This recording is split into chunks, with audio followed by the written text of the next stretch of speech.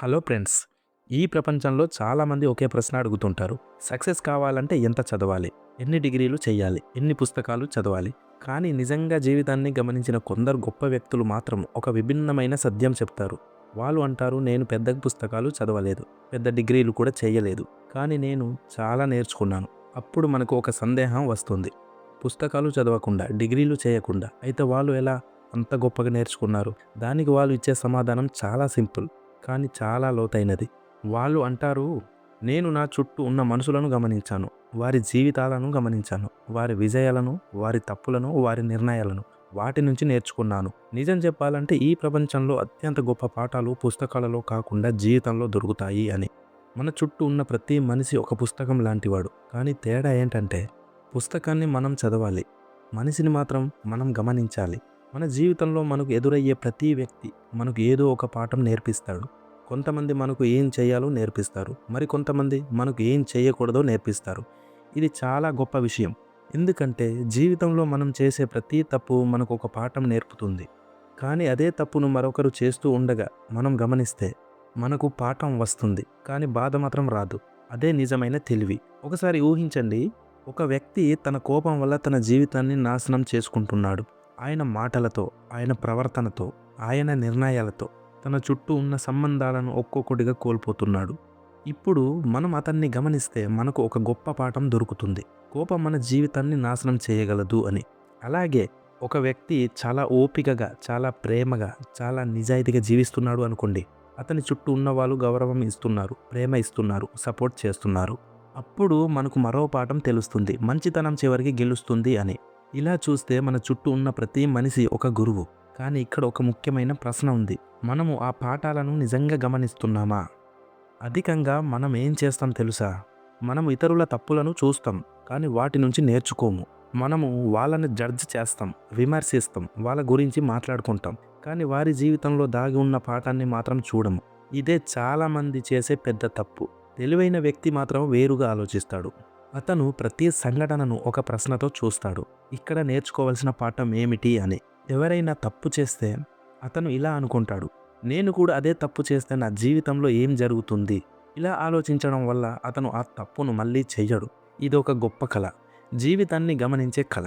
Success అయిన చాలామంది వ్యక్తులు ఇదే చేస్తారు. వాళ్ళ జీవితాన్ని ఒక స్కూల్లా చూస్తారు. అక్కడ ప్రతిరోజు ఒక క్లాస్, ప్రతి సంఘటన ఒక లెసన్, ప్రతి మనిషి ఒక టీచర్. ఒకసారి మనం ఇలా గమనించడం మొదలు పెడితే మన జీవితమే మారిపోతుంది. ఎందుకంటే మనకు ప్రతిరోజు ఒక కొత్త పాఠాలు దొరుకుతాయి. ఒకరి లోభం మనకు జాగ్రత్త నేర్పుతుంది, ఒకరి అహంకారం మనకు వినయం నేర్పుతుంది, ఒకరి ఓపిక మనకు స్థిరత్వం నేర్పుతుంది, ఒకరి మంచితనం మనకు ప్రేమ నేర్పుతుంది. ఇలా చూస్తే మన జీవితంలో ఎదురయ్యే ప్రతి వ్యక్తి మన గురువే. కానీ ఇక్కడ ఒక గొప్ప రహస్యం ఉంది. జీవితంలో చాలామంది అనుభవం ద్వారా నేర్చుకుంటారు, కానీ తెలివైన వ్యక్తులు పరిశీలన ద్వారా నేర్చుకుంటారు.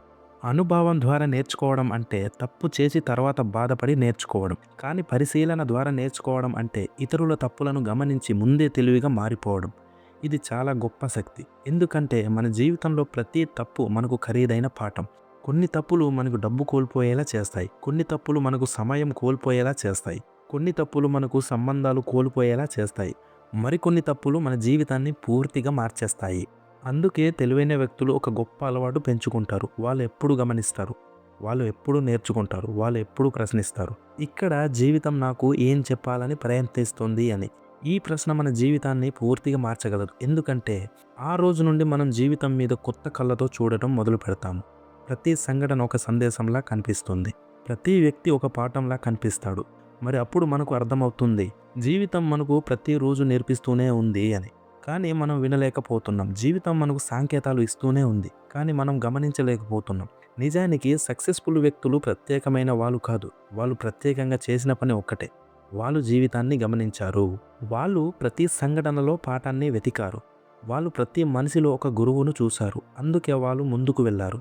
కాబట్టి ఈ రోజు నుండి మనం కూడా ఒక చిన్న నిర్ణయం తీసుకోవాలి. ఇకపై మనం కేవలం జీవించకూడదు, మనం గమనిస్తూ జీవించాలి. మన చుట్టూ ఉన్న మనుషులను గమనించాలి, వారి విజయాలను గమనించాలి, వారి తప్పులను గమనించాలి, వారి నిర్ణయాలను గమనించాలి. అప్పుడు మనకు ఒక గొప్ప నిజం అర్థమవుతుంది. జీవితం మనకు గురువు, మన చుట్టూ ఉన్న మనుషులు మన పాఠాలు, మనం గమనించే కళ్ళే మన జ్ఞానం. అప్పుడు మనకు పుస్తకాలు కూడా అవసరం ఉంటుంది, కానీ వాటికంటే గొప్పగా మన జీవితమే మనకు ఒక విశ్వవిద్యాలయం అవుతుంది. అక్కడ మనం ప్రతిరోజు నేర్చుకుంటాం, ప్రతిరోజు ఎదుగుతాం, ప్రతిరోజు కొంచెం తెలివైన మనిషిగా మారిపోతాం. అప్పుడు మనం అర్థం చేసుకుంటాం సక్సెస్ అనేది కేవలం చదువుతో రాదు, సక్సెస్ అనేది గమనించే మనసుతో వస్తుంది అని. మనకు చుట్టూ ఉన్న ప్రపంచం ప్రతిరోజు మాట్లాడుతుంది. ప్రశ్న ఒక్కటే, మనం నిజంగా వినడానికి సిద్ధంగా ఉన్నామా?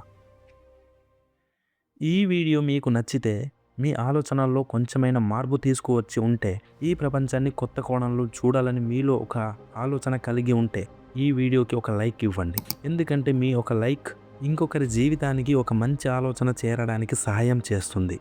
ఈ వీడియోలో మీరు విన్న ఈ ఆలోచనలను మీ స్నేహితులతో, మీ కుటుంబ సభ్యులతో, మీకు ముఖ్యమైన వాళ్ళతో షేర్ చేయండి. ఎందుకంటే కొన్నిసార్లు ఒక చిన్న ఆలోచనే ఒక మనిషి జీవితాన్ని పూర్తిగా మార్చేస్తుంది.